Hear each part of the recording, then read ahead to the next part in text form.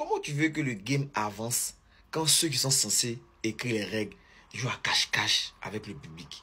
Et c'est pas que les artistes là mentent, hein. C'est juste que l'institution même dort. Et pendant qu'elle dort, c'est le respect de toute une industrie qui s'éteint. Aujourd'hui là, cette vidéo là, c'est dédié à la peau d'MC. Ça n'a rien à voir avec les artistes. Encore félicitations sur Shogun et Bayo pour les 10 de diamant. Ça sort. Également à Imra pour ses 10 de platine. C'est bien fait à son niveau, il n'y a pas de souci. Mais aujourd'hui là, il est venu parler de la peau d'MC. Parce que franchement, c'est pas normal. On est en big 2025. Hein, et on parle d'une industrie ivoirienne qui explose, qui fait des millions de streams, qui voyage, qui exporte la culture. Mais la peau d'MC, l'organisme officiel qui est censé délivrer les certifications en Côte d'Ivoire, n'a pas de site internet, ni de Twitter, ni d'Instagram, ni de TikTok. Ils ont juste un compte Facebook où le dernier post sur ce compte-là date de 2016. Vous entendez, on est en 2025. Hein. Le dernier post date de 2016. Et vous êtes surpris qu'à chaque fois qu'un artiste vient annoncer une certification que vous avez validée, ça crée des débats inutiles dans le game. Dans l'art de la guerre, Sun Tzu dit, là où il n'y a pas de clarté, naît la confusion. En France ici, là, quand la SNEP annonce une certification, là, il n'y a pas de débat. Pourquoi? Ils ont un site internet où tout est clair dessus. Ils ont les réseaux sociaux pour la com.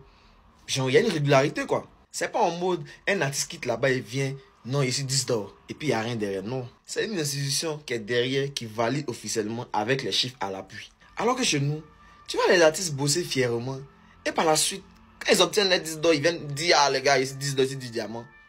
Et tu vois des gens qui sont sortis là-bas. Oh, Doi, Dabashi, tu mens. Alors, faut prouver.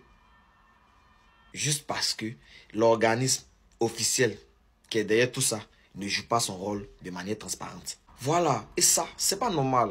Aimé Césaire disait comme ça que l'autorité qui s'était laisse place au désordre. Je ne dis pas que la peau d'MC ne fait rien. La preuve en est qu'on voit, voilà, depuis un moment que les certifications là, ça sort, voilà. On voit qu'il y a un travail qui est fait. Oui.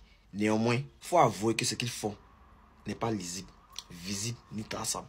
Et dans un monde actuel où nous sommes là, où la visibilité est égale en quelque sorte à la crédibilité, c'est une faute grave. Si on veut que notre industrie pull up, il faut qu'on la respecte comme on respecte celle des autres là. Voilà, on doit avoir des institutions solides, modernes et connectées. Des gens qui communiquent, qui officialisent les choses proprement avec des preuves publiques.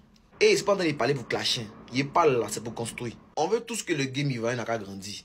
Donc là, on commence par la base. Transparence, communication, professionnalisme. La peau d'MC, vous avez une grande responsabilité. Voilà, ne laissez pas les artistes là se battre seuls pour leur légitimité. Tout ça là doit cesser. Donc les gars, vous connaissez, c'était votre gars Coco Zidane. Je suis venu déconstruire les bêtises qu'on voit à longueur de journée ici là. En tout cas, la peau d'MC, moi, c'était mes critiques constructives pour vous. Voilà, faut faire évoluer le game. Et ça passe par tout ça là. Il y a bruit quoi. Il n'y a pas bruit.